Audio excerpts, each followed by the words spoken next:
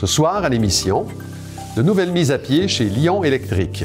Bien, nous, à Saint-Jérôme, là, on espère que le miracle du chemin de la Rivière-du-Nord va se produire pour les travailleurs de Lyon.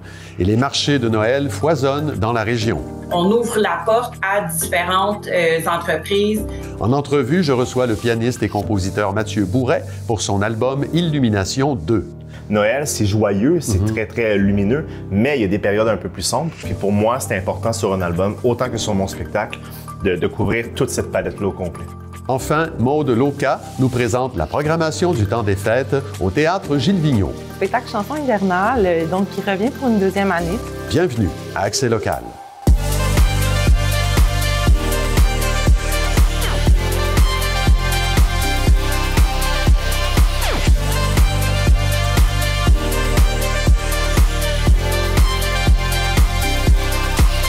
Jeudi 5 décembre 2024, bon début de soirée. C'est Claude Desjardins en compagnie de Clara Maté-Jonet. Bonsoir Clara. Bonsoir Claude. Alors, il y a une nouvelle vague de mise à pied chez Lion Électrique, le manufacturier de véhicules lourds 100% électriques dont le siège social est toujours à Saint-Jérôme. Ça fait beaucoup réagir dans la région.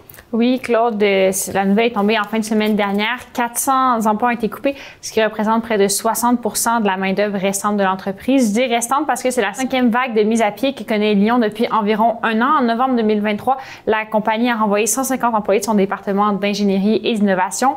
En février dernier, ce sont 100 travailleurs du quart de nuit qui se sont fait mettre à la porte, une mesure qui ne devait être que temporaire.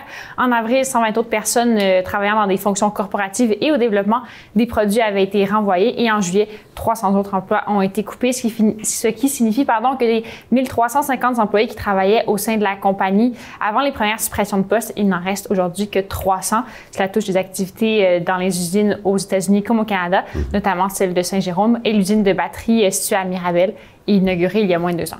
Expliquez-nous, Clara, un peu le contexte de ces mises à pied. Oui, Claude, ces suppressions sont censées être temporaires. Officiellement, la compagnie avait jusqu'à samedi dernier pour trouver un nouveau partenaire d'affaires. Sans une nouvelle entrée d'argent du domaine privé, le gouvernement québécois n'allait pas renouveler son offre d'investissement. L'entreprise jéromienne a réussi à obtenir un sursis de 2 semaines auprès de ses créanciers, composé d'un syndicat bancaire, de Finalta Capital et de la Caisse de dépôt et de placement du Québec. Selon Marc Boursier, maire de Saint-Jérôme, il faut tout faire pour sauver l'entreprise qui fait rayonner non seulement la région, mais toute la province. 80% d'ailleurs des employés de Lyon sont de la région de Saint-Jérôme. 80% des fournisseurs de Lion Électrique sont canadiens et québécois. C'est précieux, ça. Alors, Lyon fait de l'économie circulaire. Tout reste au Québec, même qu'on n'achète pas de pétrole d'ailleurs. C'est notre électricité qu'on utilise pour les faire rouler. Donc, c'est vraiment important. C'est un joyau. Et qu'est-ce qui explique cette situation critique dans laquelle Lyon se trouve actuellement? Alors, la cause qui revient souvent dans les analyses, ce serait les retards dans le Fonds fédéral canadien pour le transport en commun à zéro émission. Retard que déplore l'administration de Lion Électrique depuis un moment déjà. Alors, qu'est-ce que c'est que ce fonds-là? C'est un programme mis en place par le gouvernement Trudeau visant à encourager les compagnies de transport à se tourner vers des solutions plus durables sur le plan énergétique. En 2021, Justin Trudeau et François Legault s'étaient rendus à Saint-Jérôme pour annoncer cet investissement majeur. D'importantes dépenses ont été effectuées chez Lyon en prévision d'une hausse de contrat qui n'est pas arrivée. M. Boursier nous dit quelques mots à ce sujet. On se préparait à construire plein d'autobus jaunes, en plus de ceux du Québec, mais ceux du Canada. Mais le programme, il n'a jamais décollé. Le programme faisait que les transporteurs canadiens avaient une subvention de 50% Oui, parce que 2022, le règlement sur les véhicules routiers affectés au transport des élèves stipule qu'un transporteur québécois se doit d'acheter un autobus à propulsion électrique, ce qui n'est pas le cas dans le reste du pays. Et pourquoi le programme n'a pas fonctionné comme prévu? Alors, comme l'expliquait M. Boursier, ce sont les transporteurs et non Lyon qui peuvent appliquer au fonds. Et pour soumettre une demande, ils doivent communiquer une importante quantité d'informations, ce qui aurait entraîné des lenteurs bureaucratiques. Jusqu'à présent, Ottawa a versé 30 des 50 millions de dollars promis à l'entreprise Lyon. M. Boursier s'était rendu à Ottawa avec le député bloquiste de Rivière-du-Nord, Réal-Éloi Fortin, pour tenter de clarifier la situation avec le gouvernement fédéral et faire pression. Mais selon lui, il n'y avait rien à faire pour le maire de Saint-Jérôme. L'administration Trudeau est en grande partie responsable de la situation économique critique dans laquelle se trouve Lion Électrique en ce moment. Et quelle est la part du gouvernement provincial dans cette affaire? Québec a injecté jusqu'à présent 177 millions de dollars dans l'entreprise. Pour Marc Boursier, le provincial a fait sa part dans ce dossier. On peut l'écouter à nouveau. Ils ont fait leur possible, j'en suis le témoin. Le gouvernement du Québec subventionne les achats d'autobus scolaires électriques de Lyon à 50 %, comme ça devrait être au Canada. Alors, à quoi on devrait s'attendre pour la suite? Alors, la date butoir pour trouver un nouveau partenaire prêt à s'embarquer dans le sauvetage de l'entreprise Lion est le 16 décembre. D'ici là, les travailleurs et les dirigeants de l'entreprise retiendront leur souffle. Selon des représentants de l'entreprise, toute avenue pour sauver la compagnie sont envisagées, dont la vente de l'entreprise. Le maire de Saint-Jérôme, quant à lui, reste optimiste et partageait ses pensées avec les personnes qui se trouvent sans emploi avant le temps des fêtes. Je lui laisse le mot de la fin. Et c'est pas loin de Saint-Jérôme, hein? C'est bien plus proche que d'aller à Mar-a-Lago, aller voir Donald Trump, là. Nous, on va l'attendre chez Lyon avant le 16 décembre pour qu'il annonce une bonne nouvelle aux travailleurs de Lyon qu'ils vont récupérer leur emploi parce que les commandes au Canada vont être débloquées. J'espère, moi, des classiques de Noël, le miracle sur la 34e rue, là, où tout le monde attend dans les rues pour savoir si le Père Noël existe ou pas. Ben nous, à Saint-Jérôme, là, on espère que le miracle du chemin de la Rivière-du-Nord va se produire pour les travailleurs de Lyon. Ils sont 900, là. J'espère qu'ils vont être embauchés parce qu'il va y avoir des autobus à construire, subventionnés à 50 % dans tout le Canada. Merci beaucoup, Clara. On se revoit plus tard dans l'émission. Il sera question des marchés de Noël partout dans la région. À plus tard, Claude. C'est aujourd'hui qu'a lieu la grande collecte de rue de la Guignolée des médias. Dans la région, les dons recueillis seront remis à Moisson-Laurentide, qui soutient les personnes en situation de précarité alimentaire. En plus de la collecte de rue, il est possible de contribuer en ligne ou de faire un don de denrées non périssables pour appuyer cette initiative. Chaque geste compte pour venir en aide à ceux qui en ont besoin en cette période des fêtes. Un projet pilote de paiement sans contact est lancé par Exo et l'Autorité régionale de transport métropolitain sur certaines lignes d'autobus à Saint-Jérôme. Les usagers peuvent désormais payer leur passage avec une carte bancaire, un téléphone ou un portefeuille numérique sans acheter de titre à l'avance. Une correspondance de 120 minutes est incluse sur plusieurs lignes locales et celle de la STL. Ce projet s'inscrit dans la modernisation du système de transport collectif de la région. La Ville de Blainville annonce le retour de la collecte de jouets des pompiers. Les citoyennes et citoyens sont invités à se rendre aux casernes 7 et 8 du lundi au vendredi de 8h à 19h pour faire don de jouets, de jeux, de société ou d'instruments de musique de seconde main en bon état. Les donations reçues seront remises à un organisme de bienfaisance de la région juste à temps pour remplir les bas et les paniers de Noël. Le pianiste et compositeur Mathieu Bourret nous avait déjà séduit l'an dernier avec un premier album de Noël intitulé Illumination.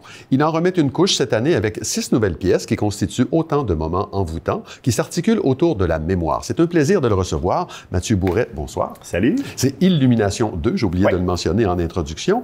Et moi, j'affirme là, que c'est pas un album de Noël. C'est un album, tu me diras ce que tu en penses. Pour moi, c'est un album sur Noël, sur une période de l'année où il y a des émotions, peut-être liées à l'enfance ou à des souvenirs lointains, qui refont surface, parfois de façon un peu floue, un peu imprécise, même approximative. J'ai vu là une astuce, peut-être que j'ai rêvé ça, mais dis-le-moi là. Bien, parce qu'en fait, quand on compose un album, on le fait avant tout pour soi. Hein, on met les choses sur la table, mais on espère que ça touche aussi les gens. Donc, ce flou-là que tu nommes, je pense qu'il est là pour vraiment pour rendre cohérent autant ce que moi je ressens, puis ce que les gens peuvent ressentir aussi. Tu as raison, c'est un album sur Noël, 100%, c'est bien dit. La phrase qu'on dit le plus souvent, c'est que ça prend de la noirceur pour voir jaillir la lumière. Oui. Donc, c'est pour ça qu'il y a toutes les palettes d'émotions, puis toutes les palettes de couleurs. Noël, c'est joyeux, c'est très, très lumineux, mais il y a des périodes un peu plus sombres. Puis pour moi, c'est important sur un album, autant que sur mon spectacle, de couvrir toute cette palette-là au complet. Oui, voilà. Bon, il y a des pièces sur ce deuxième album-là, il y en a 6, dont la durée varie entre 3 et 6 minutes à peu près, qui sont soit des classiques pour la plupart ou des compositions. Pour ce qui est des classiques, là, ce que tu en fais, c'est très, très personnel. Comment tu les abordes, ces classiques-là? Là? Je vais les nommer « Il est né le divin enfant »,« Mon beau sapin »,« L'enfant au tambour » et puis « Entre le bœuf et l'âne gris ». Comment tu les abordes? Bien, ça part de mélodies que j'aime. Hein? Ça prend une tournure mélodique qui me touche en partant. Si on prend par exemple Entre le bœuf et l'âne gris, c'est une des plus vieilles pièces qu'on peut retrouver ici en Nouvelle-France. Donc moi, c'est ce qui me touchait de cette pièce-là, de la moderniser en fait. Ouais. Mais ce que j'aime beaucoup faire en fait, c'est me recréer une histoire avec une histoire qui existe, par exemple, l'enfant au tambour. Mais l'histoire dit que c'est un petit enfant qui était, en fait, c'est un roi mage qui est arrivé devant Jésus et qui s'est dit, j'ai pas de cadeau, ben je vais lui jouer de la percussion à la place. Moi, je me suis pris cette histoire-là, puis je l'ai modernisée, puis je me suis imaginé qu'est-ce qu'un enfant vivrait, par exemple, en temps de guerre. C'est un peu plus dramatique, mais ça donne une autre couleur complètement. Oui, puis on est en plein dedans. Là. Il y a plein d'enfants qui vivent la guerre en ce moment. Oui, exactement. Justement, je suis content que tu parles d'un enfant au tambour parce que pour moi, très personnellement, c'est la pièce de résistance de cet album-là. Une pièce qui nous est rendue avec énormément d'amplitude, avec une progression dramatique. J'ai même halluciné, peut-être. Des accents du boléro de Ravel. Est-ce qu'il y a quelque chose qui... Oui, absolument. Il y a beaucoup de... En fait, juste le début de l'enfant au tambour, il y a une improvisation qui ressemble un peu à une doina en musique d'Europe de l'Est. Donc, il y a beaucoup de... Bon, c'est peut-être mon expérience avec Octopus, avec qui j'ai été pendant 10 ans. Donc, c'est comme une espèce de métissage de plusieurs styles. C'est drôle parce que tout le monde me donne un coup de cœur différent. Et l'enfant au tambour, c'est la plus dramatique.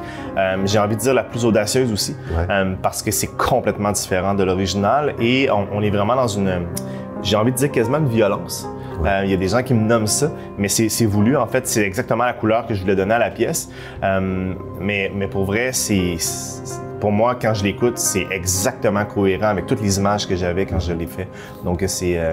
Oui, puis la mélodie qu'on entend, c'est pas l'exacte mélodie. On dirait que des fois, c'est comme tes mains qui tombent sur le clavier d'une façon un peu lasse. Enfin, je me fais mes propres images. C'est des bonnes images. J'ai vraiment adoré. J'en suis pas revenu encore de cette pièce-là.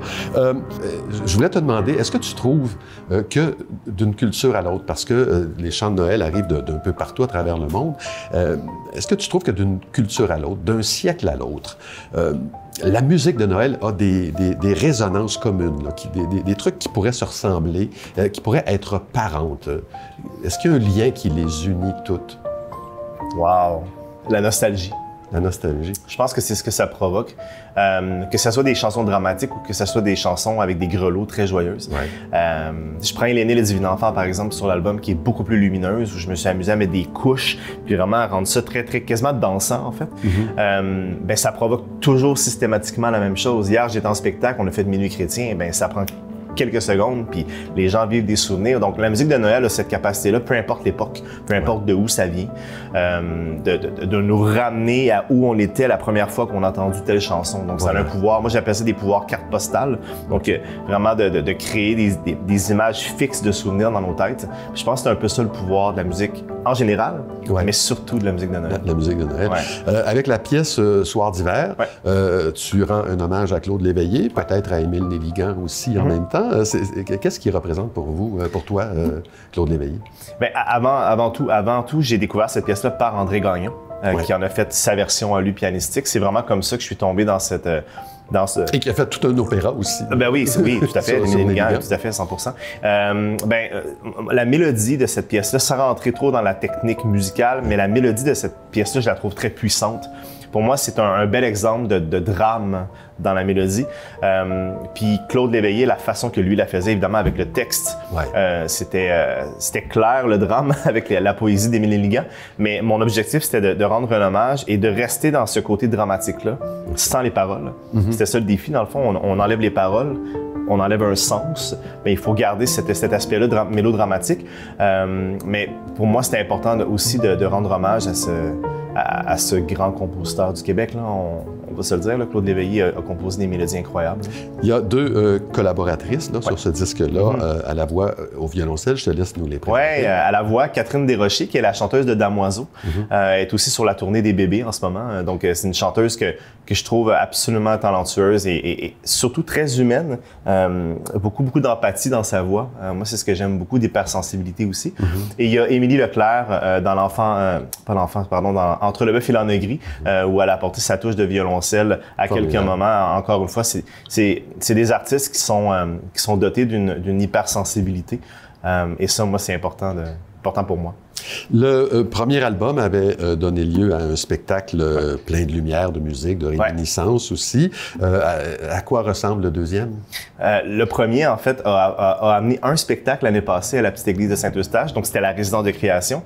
Mais je suis super content avec l'agence BAM, avec qui je suis. Dans le fond, on est rendu à une tournée de 7 spectacles qui commence ce samedi à Témiscouata et à Québec dimanche. Donc, on a une tournée de 7 spectacles.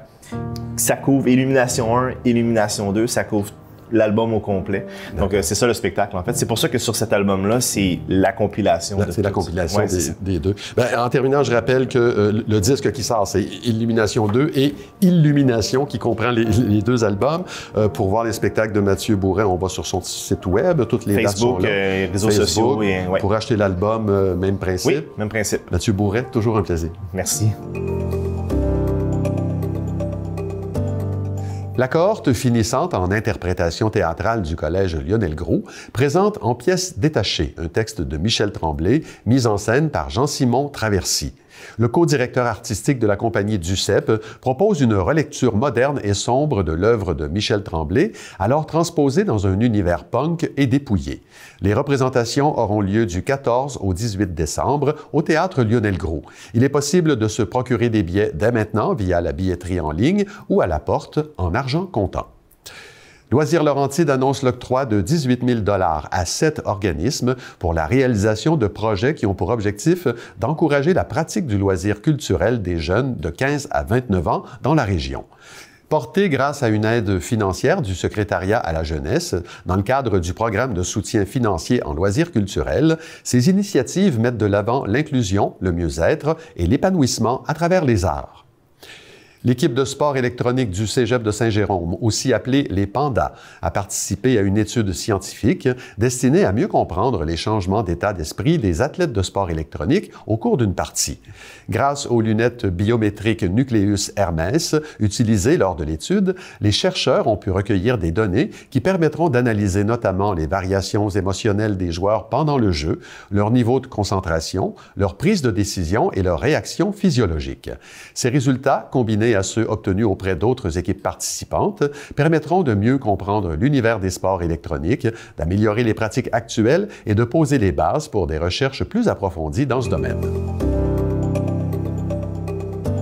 On va aller voir ce que le Théâtre Gilles Vigneault a à nous offrir pour le mois de décembre. On va faire ça avec Maude Loca, qui est agente de programmation principale au TGV. Bonsoir, Maude. Bonsoir. Là, c'est le mois de décembre. Je vais être un petit peu déçu si vous ne nous faites pas une chronique de Noël. Bien, c'est pour ça que j'ai mis ma belle chemise rouge aujourd'hui, parce que je viens vous parler, en fait, de spectacle du temps des fêtes. Et ça commence en fin de semaine avec un spectacle qui s'appelle Nicolas Noël, le 8 décembre. Oui, exactement. Donc, c'est un spectacle vraiment familial pour amener les tout-petits. Je suis allée avec mes enfants quand il est venu la dernière fois.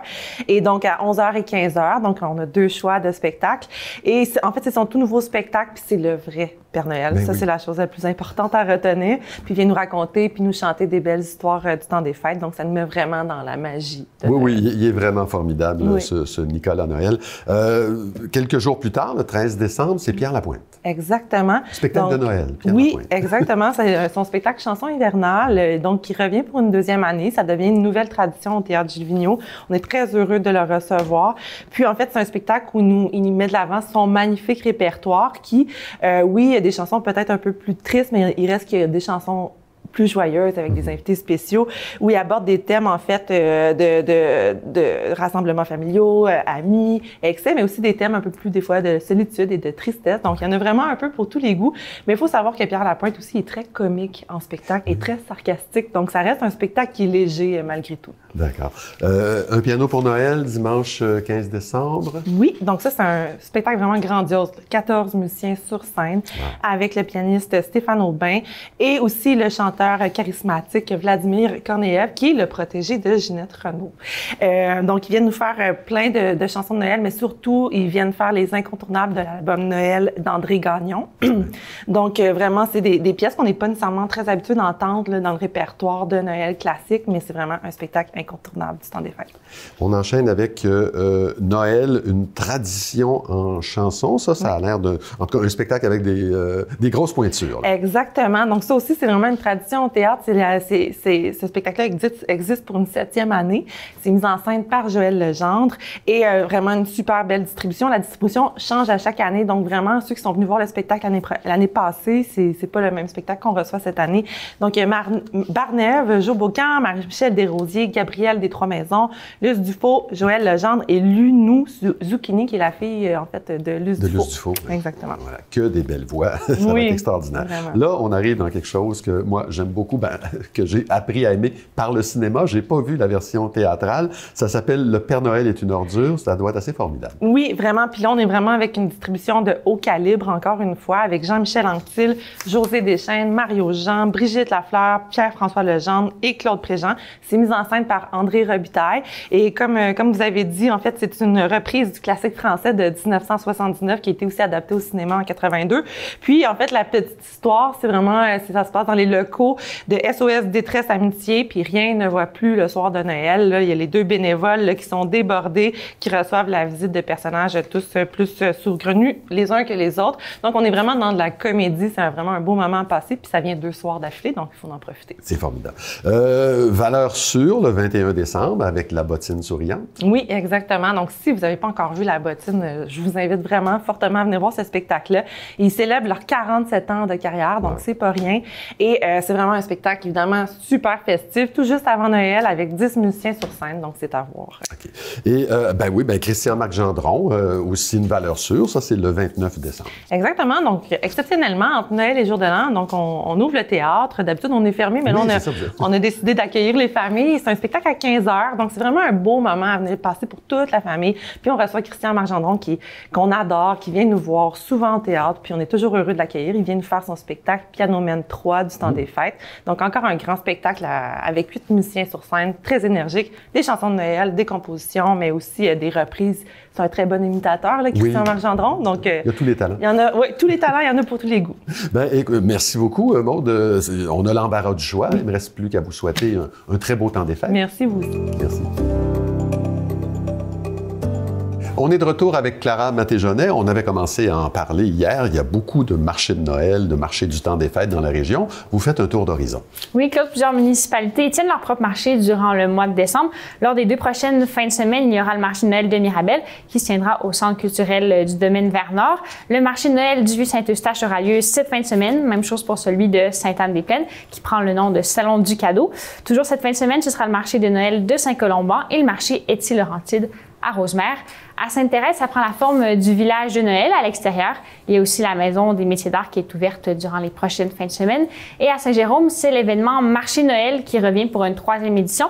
La proposition, c'est un parcours à faire à la marche pour découvrir les exposants et les commerces de la ville, le tout entrecoupé d'activités offertes par la municipalité.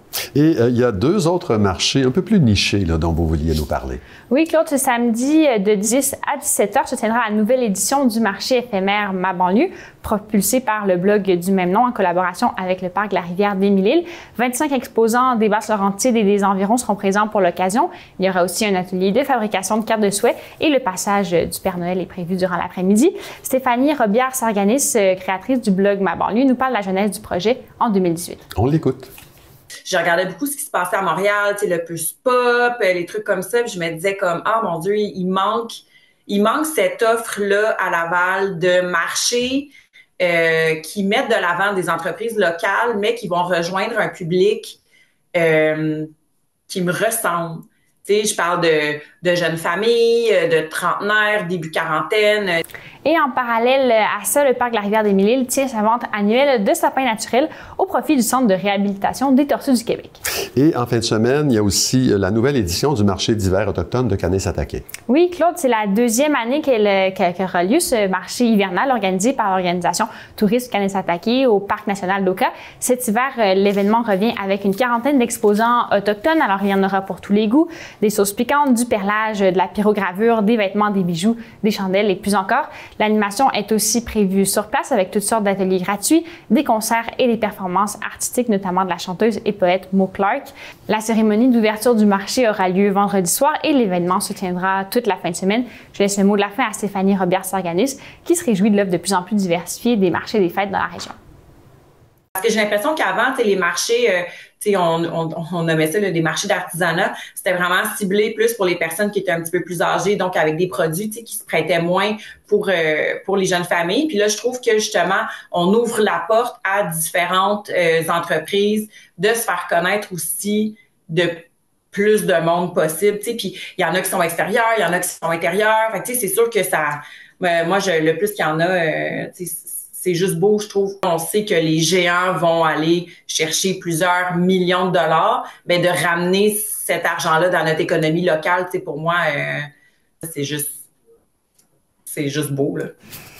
Merci, Clara. On se revoit mardi prochain. Au revoir, Claude. Ben voilà, c'est tout pour aujourd'hui. Merci beaucoup d'avoir été là. L'émission Les Aînés déniaisés suit à l'instant. Je vous souhaite une excellente soirée à notre antenne et une très belle fin de semaine.